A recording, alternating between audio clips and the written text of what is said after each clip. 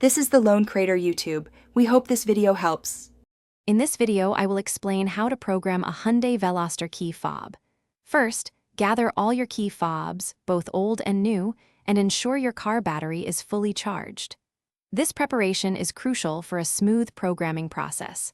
We will then walk through the specific steps to link your new fob to your vehicle's system, ensuring it functions correctly. Finally, we will cover how to test everything. Before you begin, make sure you have all key fobs, including any existing ones and the new one you wish to program.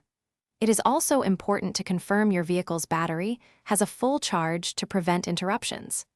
Familiarize yourself with your car's ignition and the door lock buttons, as these will be used during the programming sequence.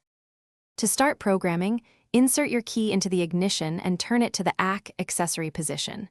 Next, press and hold the unlock or open button on the new key fob for 20 seconds. The car's locks should cycle or lights may flash, indicating programming mode. After the lock cycle, release the button and turn the ignition off. After completing the programming sequence, it is essential to test all your key fobs. Step out of the vehicle and check if each fob can successfully lock and unlock the doors. If your Veloster has a remote start feature, test that as well. This ensures all fobs are properly linked and ready for use. Thanks for watching. Consider subscribing if we helped you.